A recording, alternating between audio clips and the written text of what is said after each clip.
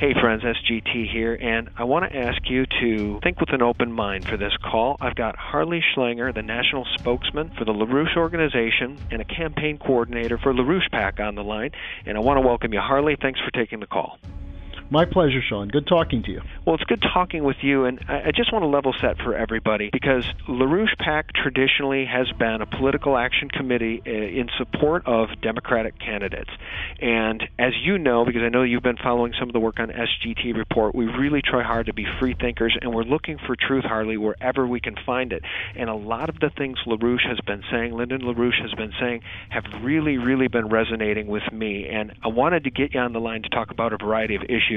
I know first and foremost for Lyndon LaRouche, he's been saying in order to essentially save humanity, and he doesn't mince words, which is one of the things I really love. I love his candor. He says we need to impeach Barack Obama immediately, and we need to re-implement Glass-Steagall post-haste, because if we don't, catastrophe is the only possible outcome. So that's why I wanted to get you on the line. You're speaking to a lot of libertarians, a lot of people who know that this left-right paradigm is a false paradigm, but here you are saying this left-sitting Democratic president needs to be impeached. Harley, thanks for taking the time to talk with us. Well, it's my pleasure, and just as a way of a preface, let me say that the designation of LaRouche as left is something that came out of people who essentially tried to pigeonhole him. And because he knows quite a bit about Marxism, they said, well, he must be a Marxist. But at the same time, Democrats have consistently been told we're right-wing, we're neo-Nazi, we're somehow affiliated with the Ku Klux Klan, we're anti-Semitic. So we've been given the run the gamut of slanders against us. And I think that, as you know, oftentimes that's a deliberate strategy to avoid discussing the real content of policy. And so, as you have identified yourself as a truth seeker, I think that's what I have always been. That was what attracted me to LaRouche in the first place, where he said, don't go by labels, don't go by designations, find out for yourself what's true about somebody and what their ideas are. Try to get the method by which they think. And so, on the question of Obama, you know, when he first, I was probably, I know I was the only person from the LaRouche organization at the Denver, Colorado 2008 Democratic Convention trying to identify for people that they were about to make a catastrophic mistake by nominating Obama, because Obama was a candidate of George Soros and certain kinds of speculative money laundering interests who wanted to make sure that the policies which had led to the collapse of the financial system between 2007 and 2008 were not changed, that there would be no attempt to stop the speculative bubble, or to stop the bailouts, I should say. And, of course, Obama has proven LaRouche right. He's continued the catastrophic bailouts, and that's why, among other things, and, of course, then you have the indefinite detention, you have all these other things that he's done toward police state measures. And so our opposition to him is not based on left-right, it's based on his anti-constitutional policies. Well, it's just so refreshing to see this happen, that people on the left, people on the right are all starting to break their conditioning and come together, you know, as the founders intended, to turn the apparatus back, you know, in favor of liberty, in favor of what the founders set up. Now, what you guys call, and what you're sort of dedicated to, is, quote, reproducing the American system tradition of Constitution and the Founding Fathers, of what they set up for us. And that's what I love about what you're doing and the truth that your organization is speaking about. Well, you know, the American system was a product of a war against an empire, and that empire still exists. It's in a different form. It's not the same British Empire enforced by clipper ships and controlling all the seaports, but the people who run that empire tried to recreate what was the old Venetian Empire, which is a parasitic financial system, which is based on control of the money system. And this is, in fact, what the Founding Fathers were fighting. And there's a direct connection to the battle today to fight against the same kind of financial system, which, of course, with computers and with so-called financial innovation has changed dramatically. But it's still based on the same thing, that a certain group of people can control the financial powers of government and use government to serve their ends. And, of course, isn't that what we've seen since the collapse of Lehman, whether it was Bush, Cheney, and Hank Paulson, or whether it was Obama and Geithner, that what they've put first is speculative financial interests. And what they've least been concerned with is the physical production of a nation whose power comes from its physical production. That's the starting point for us in dealing with this Glass-Steagall issue today. Harley, I know you've described what's currently happening as essentially a return to imperial monopoly policy, essentially these too big to fail banks. It's a mirror of the British East India Company. I mean, when LaRouche talks about the British Empire being at the crux of this whole thing, help us understand that, because I get a heck of a lot of emails from people that tell me it's the Jesuits, it's the Vatican, it's the Jews. It's the Jews, right? Yeah. Help me understand what is going on here. Now, the British East India Company clearly is the model, right? They want to return us to serfdom, and the corporatocracy is all that matters.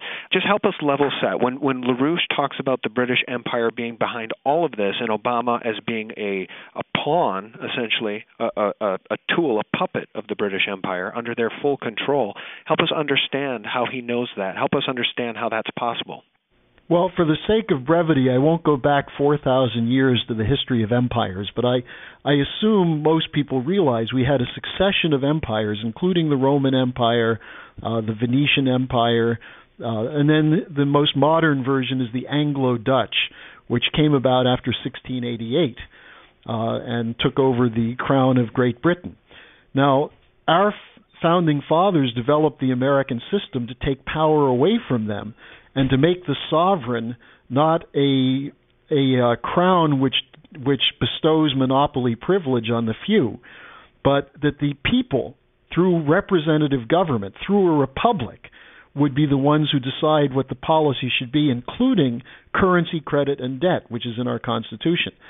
Now, if you look at what we face today, we have what LaRouche identifies as the City of London, Wall Street, interlocking board of directors, so to speak. The too big to fail banks in the United States, with the Royal Bank of Scotland, the Inter Alpha Group of Great Britain, which is the modern version of the Rothschilds. It was set up by Lord Victor Rothschild in 1971. It includes Deutsche Bank. It includes BNP Paribas, the largest bank in France. And what do they have in common?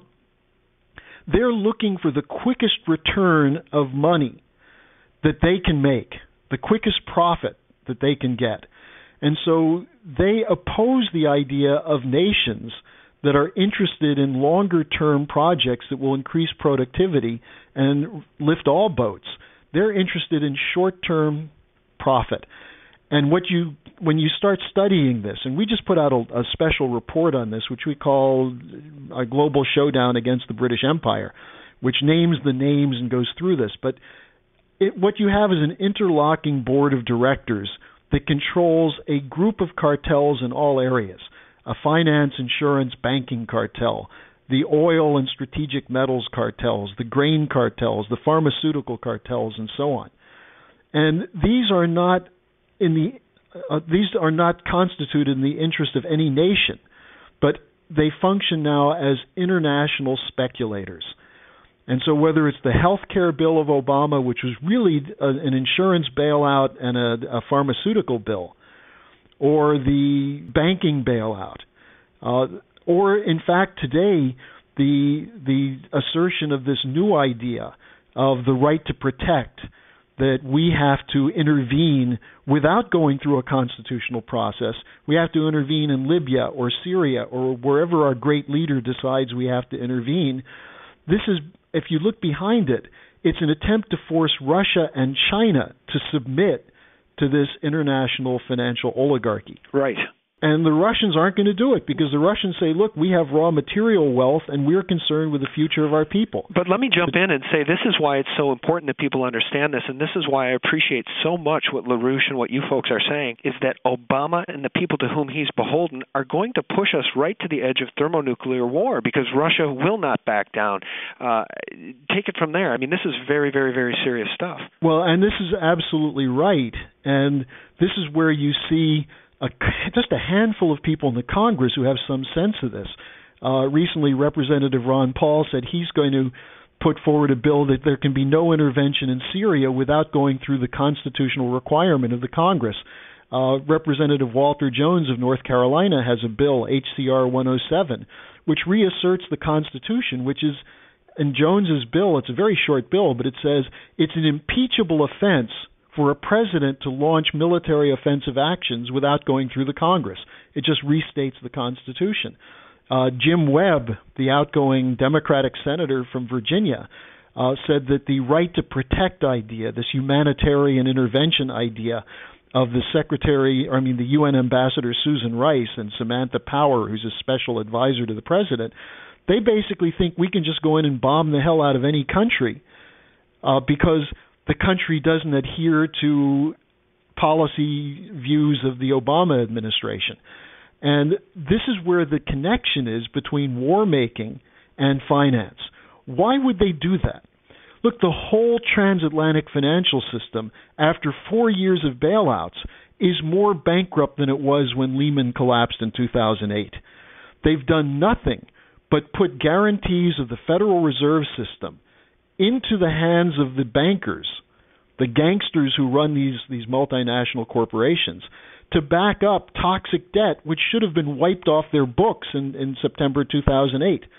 Instead, we're still providing 0% interest to them so they can keep selling these toxic assets. And now we see the same thing with the euro. It's not Greece that's being bailed out, it's the banks that are holding Greek sovereign debt. It's not Spain that's being bailed out, it's Spanish banks, including Banco Santander, which is part of the Rothschild Interalpha Group. So the question that we pose when going back to the idea of the American system is the right to national sovereignty, that governments are constituted so that people can act through institutions of self-representation to make the determinations of whether we're going to extend credit or not. And this is where you see the unconstitutional nature of the Federal Reserve System. There's no oversight by even government on this. It's totally controlled by private banks. And that's why we say it's the old British system. This is why we fought the revolution. Now, with men like Zbigniew Brzezinski behind Obama and Goldman Sachs being his largest campaign donator when he was running, it's just very clear to any thinking person what's going on here. Unfortunately, most people are still sound asleep and don't want to be woken from their slumber. But for those of us who are paying attention, it's just amazing to see, you guys doing what you're doing, and, me and others on this more libertarian side and Republican side, even folks that are waking up, doing what we're doing, and we're all coming together in the middle and pointing the finger at the puppet. Now, for the first time in human history, I've heard you say, Rothschild here several times. That's what we're saying on this side. I mean, people are finally starting to see who is sitting at the top of the eye of the pyramid. And let me say something on this Rothschild question, because it's not a question of the Jewish religion, because Rothschild doesn't represent Jewish religious tradition. That's Rothschild right. is a banking house. Just as the Fugger banks were, that were very prominent in the period that led to the Great Collapse in the 14th century, that led to the Black Death in Europe. You have banking institutions that will fight for their own profits. And what they've discovered is that as a conglomeration, they're more powerful. So that's when we refer to the City of London. We're talking about a handful of banks that in 1986, with the so-called Big Bang under Thatcher, wiped out all previous regulation. They set up massive offshore operations that can avoid taxes, and they claimed they were doing this for the interests of financial innovation.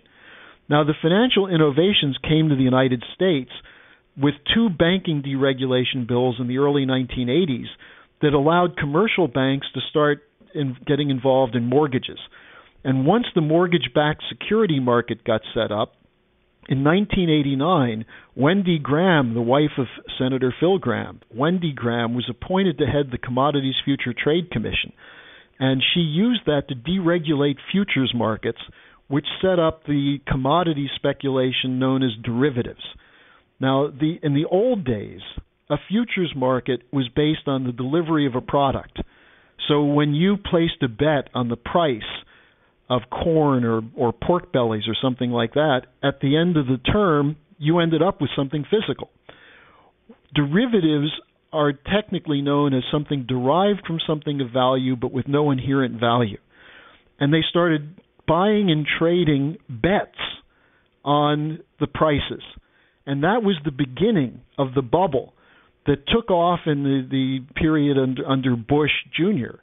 with the post-9/11 deregulation policies, also the repeal of Glass-Steagall under Clinton in 1999, which was, in my opinion, Clinton's biggest mistake. He was, as you may remember, somewhat focused on the Monica Lewinsky scandal. Right. The two people I hold responsible from the Democratic side were Larry Summers and Robert Rubin. Mm-hmm. And on the Republican side, Phil Gramm.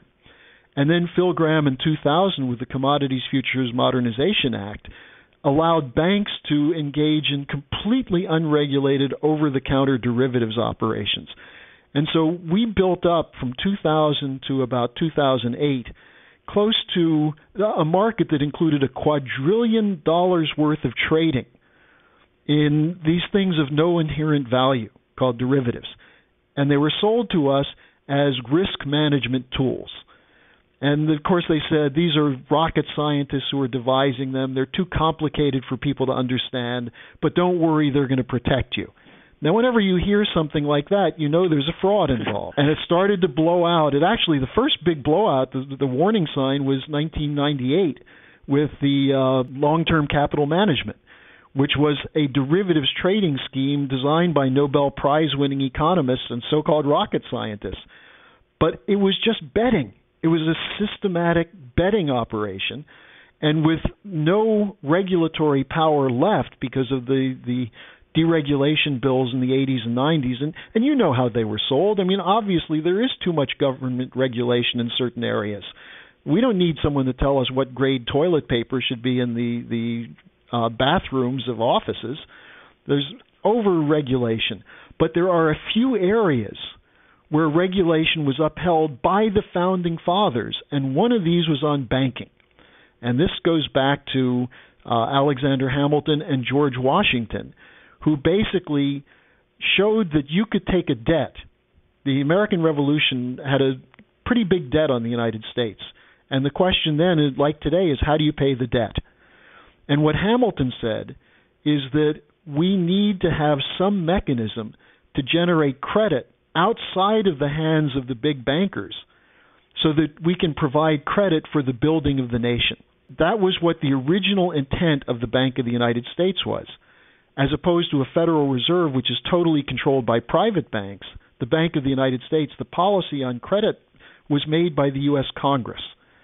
Now, the problem we have today is we have a corrupt Congress, so we have to take this thing from the top and reorganize the whole system. Right. But the American system worked. We paid off the debt. We had infrastructure projects that built canals and bridges and ports and roads that cheapened the cost of the internal production and enabled entrepreneurs to borrow money with the sense that they would be able to pay it back with the production they were doing, as opposed to today where we're loaning money to pay debt. It's a bottomless pit. Let me ask you this. We're with you on the dismantle the Federal Reserve privately owned central bank system. Obviously, that is doing nothing but enslaving the people. But as it relates to gold and silver, returning to precious metals as a currency, I don't think that the LaRouche organization is in that camp. I think what I've heard Lyndon say is that returning to a system of government-issued credit is the way to go. But as you and I both know, we can't trust the government to do the right thing. They'll still print it. They'll print us into hyperinflation. So how do you feel about returning to a gold-backed reserve currency pre-1971, a gold reserve system? Is that where you guys are coming from? Sure. Look, the gold specie system was the old British Empire system, and it restricts credit to the amount of precious metals you have, and that can't work today. But the gold reserve system, as it was set up at the end of World War II through 1971, remember, we did not have free trade agreements back then. We had what today they call fair trade, but we had the right to impose tariffs if we needed to protect our native industries and to protect our currency. And that system actually worked pretty well. People who said you need free trade to have trade are idiots. They just haven't studied the fact that, look, we rebuilt Europe. We rebuilt Japan. They became competitors of ours. The problems came when the British launched an attack on the dollar in 1968-69 and panicked Richard Nixon, who, by the way, was advised by George Shultz and Paul Volcker primarily on the decision to end the Bretton Woods system on August 15, 1971, which ended fixed exchange rates by severing the relationship of the dollar to gold. Hey guys, thanks for watching part 1. Don't miss part 2, in which Harley says, quote, "If we don't do something to stop this, we're going to lose everything. We're going to have either hyperinflation or an implosion of the banking system, which will reduce the value of the euro and the dollar to nothing." Thanks for watching.